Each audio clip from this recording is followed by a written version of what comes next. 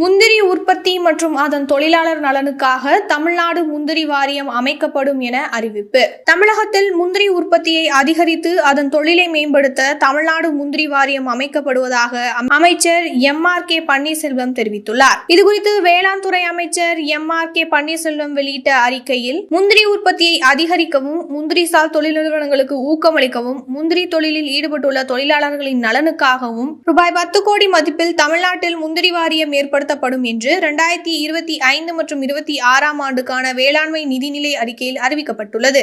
இதை செயல்படுத்தும் விதமாக மாநில அளவிலான முந்திரி வாரியத்தை அமைக்க அரசாணை வெளியிடப்பட்டுள்ளது. அதன்படி தமிழ்நாடு முந்திரி வாரியம் கடலூரை தலைமையிடமாக கொண்டு செயல்படும். துறை அமைச்சர் வாரியத்தின் தலைவராகவும், அரசு பிரதிநிதி துணைத் தலைவராகவும், வேளாண்மை உற்பத்தி ஆணையர் செயலாளராகவும், துறை அதிகாரிகள், விவசாயிகள் உள்ளிட்ட 12 உறுப்பினர்கள் கொண்டதாக இந்த குழு இருக்கும். இது தவிர முந்திரி வாரிய செயல்பாடுகளை ஒருங்கிணைத்து மேற்கொள்ள வேளாண்மை உற்பத்தி ஆணையர் தலைமையில் நிர்வாக குழு அமைக்கப்பட்டுள்ளது. முந்திரி உற்பத்தி, பதப்படுத்துதல், முந்திரி தொழிலாளர்களின் நலன் காத்தல் உள்ளிட்ட பல்வேறு விவகாரங்களை குறித்து விவாதித்து முடிவெடுக்க 3 மாதங்களுக்கு ஒருமுறை நிர்வாக குழு கூட்டம் நடத்தப்படும்.